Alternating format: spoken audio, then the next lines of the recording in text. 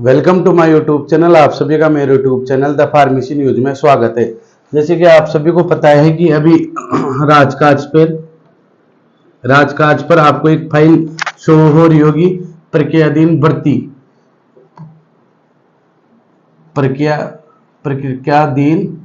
भर्ती। इसका क्रमांक 0025 है। जो पहले CS फिर ACS उसके बाद में JC थर्ड से पास होते हुए जो अपने AO है AAO अनिल शर्मा जी के पास पहुंच गई है। इसका मतलब ये है कि सीपू ने परमिशन ले ली है आगे की प्रक्रिया के लिए। इसके अंदर मैं मुख्य चीजें बता दूं आपको।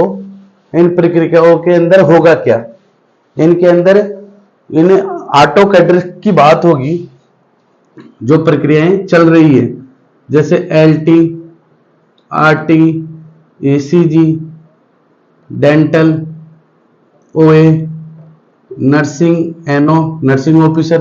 इनकी बात कॉमनली 7 कैडर्स की तो मैं कंफर्म कह सकता हूं भाई, 7 कैडर की भर्ती प्रक्रिया लगातार चालू रहेगी, ये तो कन्फर्म है। फार्मा का कोई आइडिया नहीं है भाई साहब, फार्मा का अभी तक कोई आइडिया नहीं है। 7 कैडर की मैं बात करूंगा। देखो इन सबकी PV प्रोविजनल लिस्ट आ गई है। LT के अंदर ना होते हुए भी 35% फर्जी कैंडिडेट्स हैं। मैं आपको बता दूं LT के अंदर 35% फर्जी कैंडिडेट हैं, ये टोटली ही बाहर होंगे। RT जो ARG के अंदर 15% है जिनका PV के अंदर हटा दिया गया है उनके द्वारा। ECG के अंदर एक भी फर्जी नहीं मिला, डेंटल में एक भी नहीं है, OM भी नहीं है। NO का ऐसा है, इसमें भी कुछ फर्जी हैं 20% के लगभग, उन सबको बाहर कर दिए गए। जो अब लिस्ट आएगी, जो अंतरिम लिस्ट आएगी वो बिल्कुल प्योर आएगी, प्योर और वैलिड कैंडिडेटों की आएगी। और मैं आपको बता दूं ये जो इनके वेरिफिकेशन है, जिन्होंने बाहर से डिग्रियां करी है ना, उनका ये वेरिफिकेशन चालू है। देखो वेरिफिकेशन 3 प्रकार से होता है। एक होता है RT, एक HRT। RT होती है राइट टू इंफॉर्मेशन और HRT होती है डिपार्टमेंट टू डिपार्टमेंट। अब ये वहां की यूनिवर्सिटी का INC वगैरह की जांच करवाएगी, RNC की करवाएगी, उसके बाद में उनकी सारी चीजें करवाएगी। यानी कि ऐसा होता है कभी कभी वहां के स्टेट की उस कॉलेज को मान्यता नहीं होती, मगर राजस्थान में उसको मान्यता होती है। उन सभी की जांच करेगी, उसके बाद में ये 7 से लेकर 10 दिन का प्रोसेस होता है इनका। यानी कि PV लिस्ट आने के बाद में 7 से 10 दिन का प्रोसेस होता है। उसके बाद में ये अंतरिम सूची निकालेंगे। अंतरिम सूची निकालने के पश्चात ये ACS मैडम जो सुब्रा सिंह है उनसे अनुमति लेंगे। यानी कि ये फिर निर्वाचन आयोग, राजस्थान निर्वाचन आयोग से अनुमति लेगा। फिर ये राजस्थान निर्वाचन आयोग भारत निर्वाचन आयोग को पेश करेगा। वहां पे अब देखो क्या डिसीजन होता है। मगर ऑब्वियसली एक चीज सुनने में, ये मेडिकल और इमरजेंसी वाली भर्तियां कभी रुकती नहीं है। मेडिकल एक इमरजेंसी कैटेगरी के अंदर आता है, इस वजह से इनकी भर्तियां नहीं रुक पाएगी। कई अभ्यर्थियों के सवाल थे फर्जी। अभी सोशल मीडिया पे बहुत तगड़ा ट्रेंड चल रहा है फर्जी का।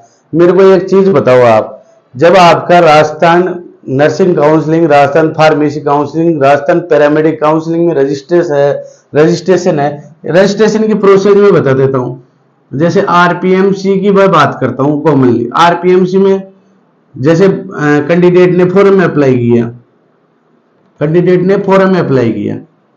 फॉर्म में अप्लाई करने के बाद में पेमेंट कटेगा उसका, जो भी उसका चार्ज है, शायद 2000 रुपए के लगभग इनका चार्ज है। 1000 रुपए पेमेंट लगेगा। अब 3000 भी है इनका। उसके बाद में पेमेंट सक्सेस होगा। उसके बाद में कॉलेज वेरिफिकेशन होगा। कॉलेज के अंदर मेल के द्वारा वेरिफिकेशन होगा ऑनलाइन, और एक कॉपी हार्ड कॉपी वहां सेंड की जाएगी। हाँ कि ये बच्चा हमारे यहाँ पहुंचा है, इसके फादर का नाम, ये सारी चीजें यहाँ पाएगी। उसके बाद में उसके लीगल डिपार्टमेंट के द्वारा जो RPMC की टीम बना रखी है, उनके मेंबर वगैरह हैं, वो इस चीज का चेक करेंगे भाई इसके डॉक्यूमेंट्स लीगल है या नहीं है। उसके बाद में उसके डॉक्यूमेंट्स लीगल है तो फिर उसका सक्सेस करके उसका लाइसेंस जनरेट कर दिया जाता है। इतनी प्रोसेस में मेरे को बता दो फर्जी शब्द कहाँ आया, कौन दे देगा फर्जी?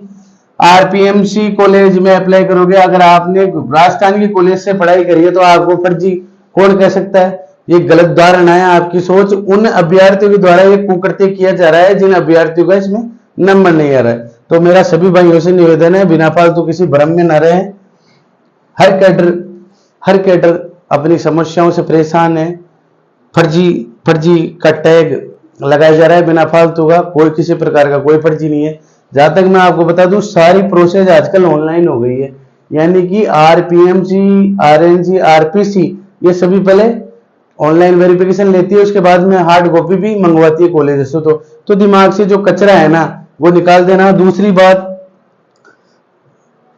फोकट में और कोई भी बिना संघर्ष के नौकरी नहीं मिलती है। जो भी है कैंडिडेट बिना फालतू मस्त रहे। जो एनओ के अंदर 2294 के लगभग लिस्टें होल्ड करी है, वो उनके मुख्य 3 कारण हैं जो मैं बता दूं।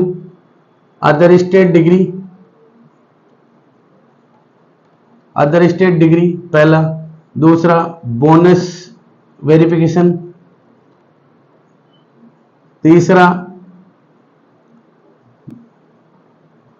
Marksheet gaps, marksheet problem.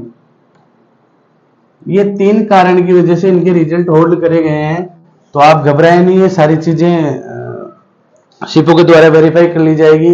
अब देखते हैं जो अनिल शर्मा जी के पास जो फाइल है उसमें क्या संशोधन होता है, क्या निकलता है। देखो अभी आचार संहिता लगी हुई है, बवर का पिटारा है, कभी भी खुल सकता है, कुछ भी हो सकता है, कोई भरोसा नहीं है। राम भरोसे चल रही है गाड़ियां। तो बिना फालतू परेशान ना हो, जो भी है आपको सूचना मिल जाएगी। अभी थोड़ा सा 2-4 दिन आप मस्त रहें। जैसे ही कोई इंफॉर्मेशन होती है जो मैं मेरे यूट्यूब चैनल के माध्यम से आपको साझा कर दूंगा। भाई थोड़ा सा आप भी आराम कर लो, हम भी आराम कर लें। हमारी भी थोड़ी सी तबीयत नासाज है, हमने संघर्ष किया है और हमारा संघर्ष जारी रहेगा। जहां तक रही बात वैकेंसियां आठों पूरी होगी, ये डेफिनेटली है। राजस्थान सरकार बहुत टेक्निकल और डीप में सोचती है।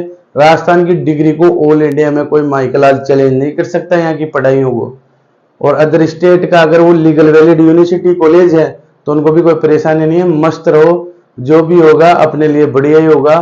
कुल मिला के अपने काम धंधे पे फोकस करो। धन्यवाद। आप सभी मेरे YouTube channel the pharmacy news पे अधिक से अधिक लाइक, सब्सक्राइब, शेयर करें। धन्यवाद।